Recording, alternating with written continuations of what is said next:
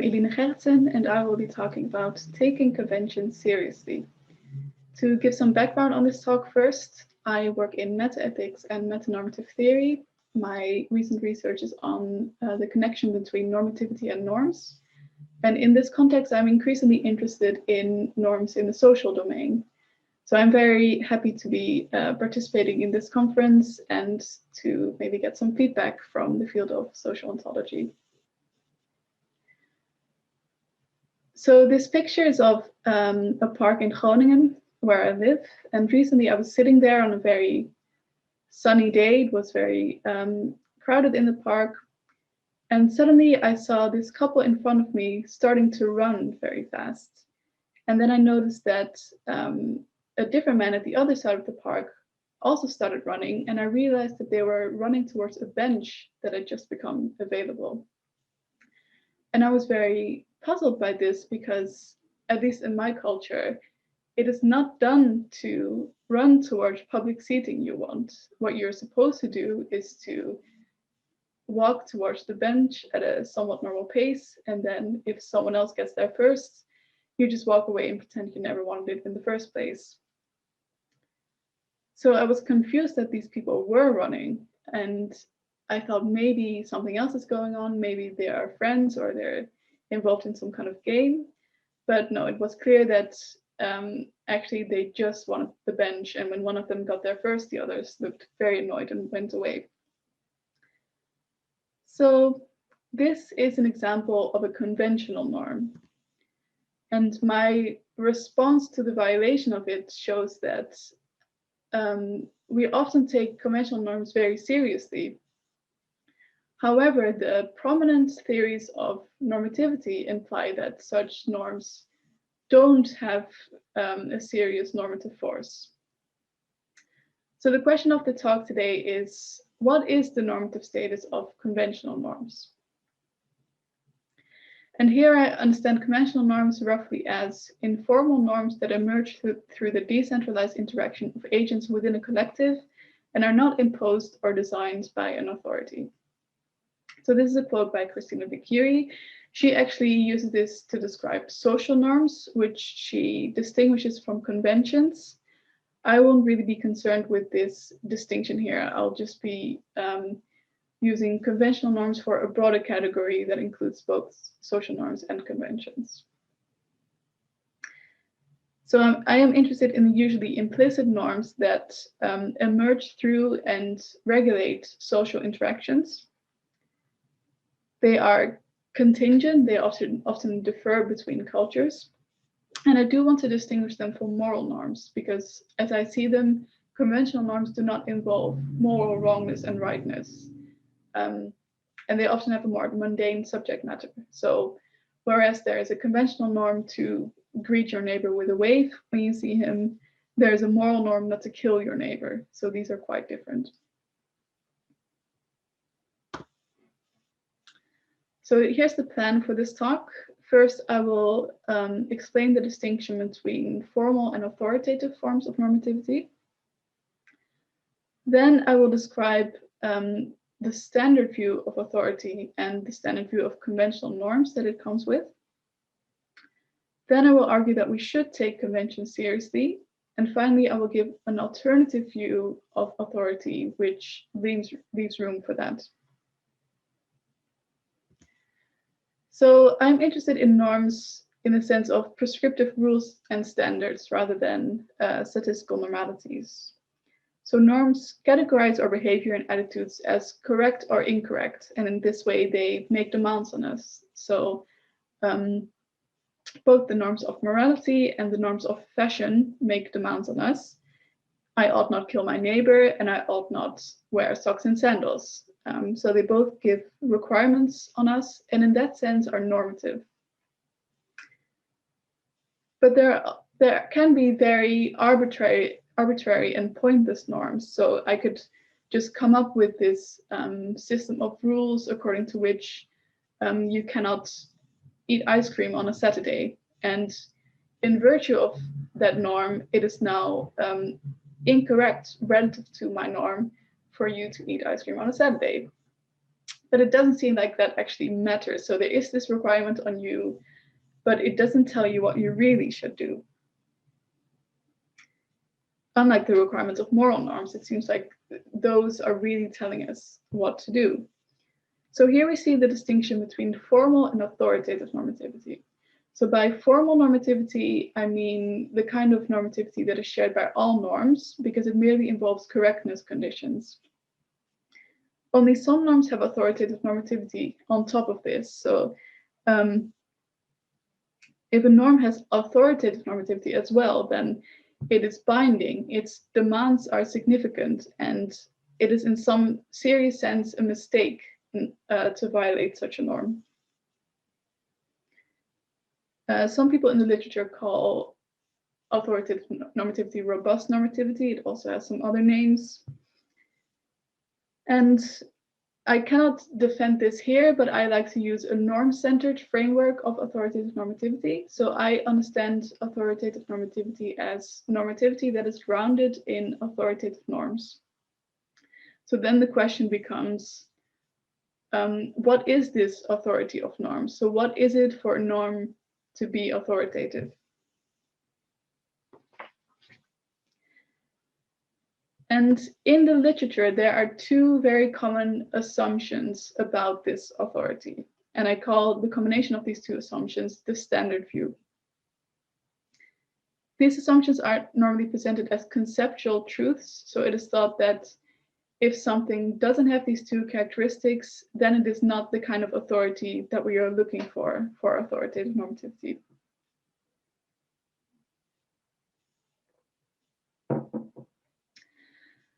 The first assumption is that authority is irreducible, meaning it is not reducible to non-normative natural facts. So here are just some representative quotes of these thoughts. The first is kind of a famous thought from Derek Parfit that normativity is either an illusion or it involves irreducibly normative facts. And Jonas Olsen has a similar view. He says that the normative question, that is, the question whether a norm N is authoritative, concerns whether there are irreducibly normative reasons to comply with N. The second assumption of the standard view is that authority is an intrinsic property of the norms that have it. So David Enoch says that to be authoritative, a certain normative discourse must have good normative credentials in virtue of its very nature. So it has to really be built into it, then it has this force. Preston Werner defines robust normativity as follows: an entity is robustly normative if and only if it is either fundamentally intrinsically binding in a way that formally normative entities are not, or not fully explicable without reference to some fundamentally intrinsically binding entity. And finally, Derek Baker describes the distinction between authoritative and formal norms as the distinction between those that are inherently significant and those that are not. So it's clear that they're really thinking that this authority must be inherent to the norms that have it, and otherwise they would be merely formally normative. Now onto the standard view of conventional norms. So the distinction between formal and authoritative normativity is quite complex. It is hard to put your finger on it exactly what we're talking about. So often it is described by using examples. So, people use examples of, well, this is clearly a merely formal norm and this is clearly an authoritative norm. And almost always the examples used for the merely formally normative norms are conventional norms, especially etiquette is a very standard example here. And they are contrasted with less contingent norms, such as moral norms or norms of prudence. And sometimes it is suggested that this distinction between formal and authoritative norms just is a distinction between conventional and non-conventional norms. So it's very clear that people put conventional norms at the formal side of the divide. And this makes sense if you accept the standard view of authority, because So the standard view doesn't directly entail that conventional norms have to be merely formal, but it does kind of suggest it, because it presents authoritative norms as having this irreducible bindingness built into it. And it seems like norms would have to be very special to have this kind of force. Their authority cannot be explained by any natural facts. So it just doesn't seem like we can create such norms merely through social interactions. It seems like authority must be exclusive to very norms with a very special ontology.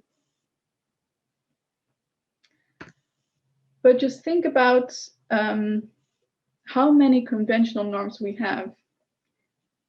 A large part of our behavior in our daily lives is regulated by conventional norms, and we overwhelmingly comply with them. It's not that there are all these norms but we just ignore them. We usually do follow them.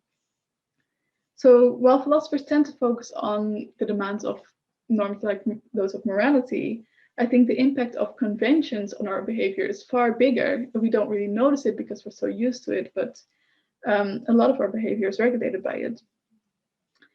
And we expect others to comply with them as well, and we criticize and sanction people if they violate them. So think of this example of the bench in the park again. I was genuinely confused by these people's behavior, and I was trying to explain it in a way that didn't involve a violation of a conventional norm, even though that was clearly what was going on.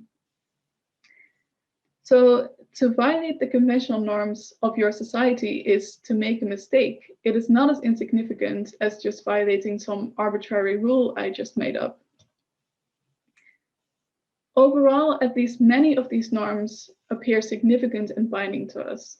And I think it is especially meta-ethics that is kind of missing out on this obvious truth. I think some other areas of philosophy do take conventions more seriously, and feels like psychology and social sciences do as well. It's just meta-ethics that are so focused on morality, for example, and keep dismissing conventional norms as just being insignificant. So to say that conventional norms are not actually binding is revisionary. It contradicts our everyday experience. It's to say that you shouldn't really wait in a queue instead of skipping it, and that you shouldn't really greet your neighbor with a wave. But we feel that we must do these things. We cannot just ignore these norms. Now, some people do argue that conventions are significant, but they often do this by linking them to non-conventional norms, especially morality.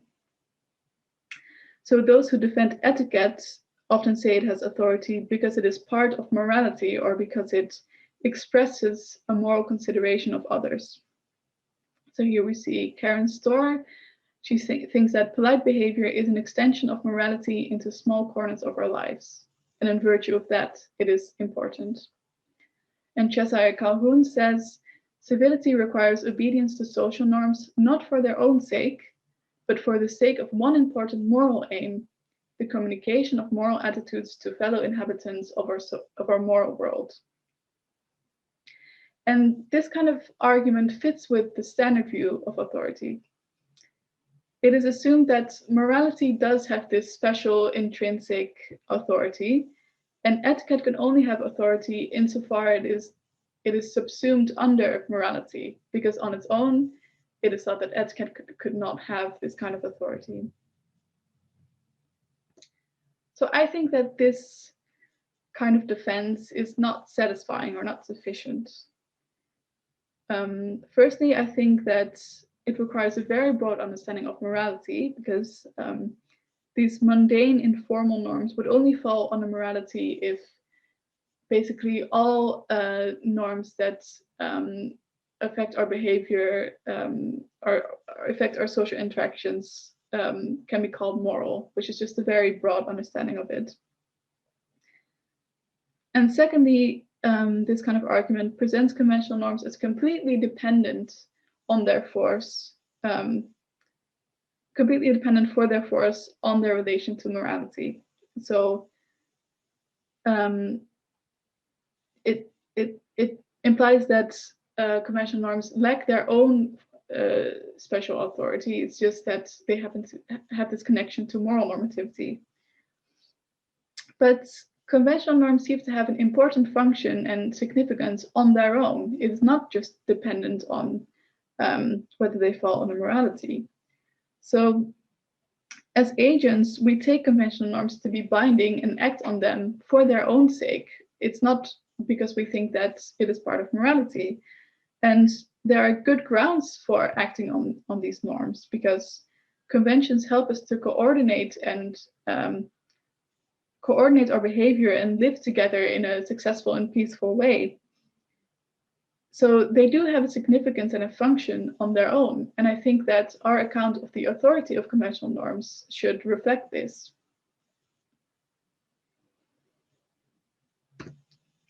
So now I'll introduce an alternative view, which is really a broad category of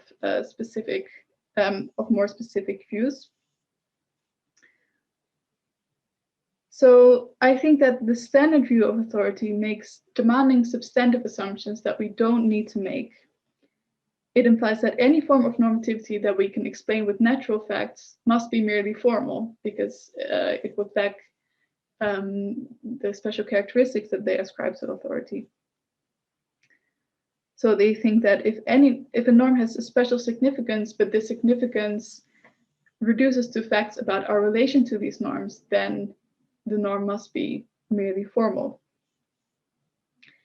I think this view is mistaken about what is part of the bare concept of authoritative normativity. So I think the essence of this concept is that authoritative norms have a significance that merely formal norms lack. So what we need to focus on is this significance. So what can make a norm more significant than another? What is part of this?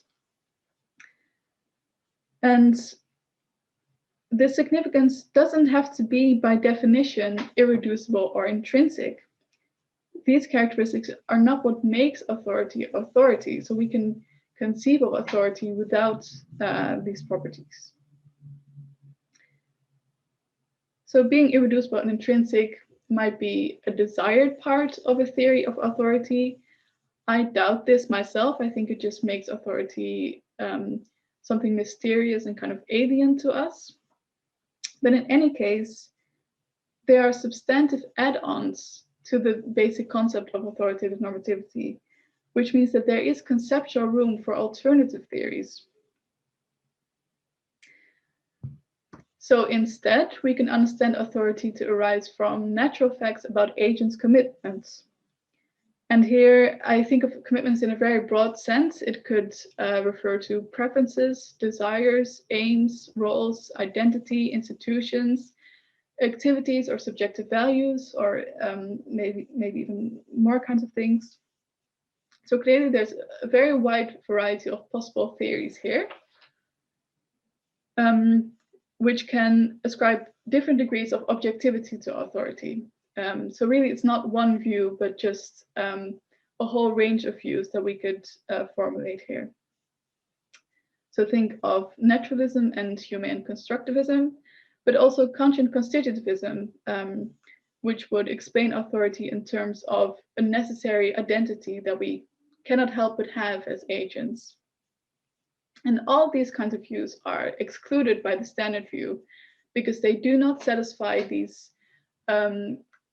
characteristics of irreducibility and being intrinsic, which the standard view implies is part of the concept that we are trying to account for. So the overarching idea of what I call the alternative view here is that a norm has authority if and only if it is entailed or supported by the relevant agents, or maybe the relevant group's commitments. And theories like this do have room for ascribing authority to conventional norms. And that is because the ontology and the history of norms is less relevant on these views. What matters is what their function is and how they relate to us and our commitments.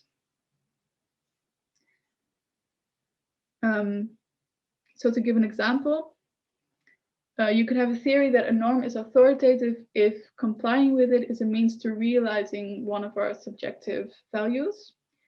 And on this view, the don't rush to public seating norm could come out as authoritative, because having this norm in our society helps us to achieve the peaceful way of interacting with each other that we value. And in virtue of this, it could be authoritative on this commitment-based view. Now, these theories don't have to say that all conventional norms are authoritative. That would be quite implausible, because there can be arbitrary or sort of unproductive conventional norms. But the point is that these theories can say that a conventional norm is authoritative. They don't have to say it about all conventional norms. So it may be that certain etiquette rules are authoritative because they help us to interact with each other in a positive way, whereas maybe the etiquette rules about table setting are merely formal because all they achieve is that there is more inequality between social classes, for example. So to wrap up, the consensus, at least in metanormative debates, is that conventional norms are merely formally normative. But this is at odds with our everyday experience of conventional norms as binding. Because many conventional norms do seem important to us.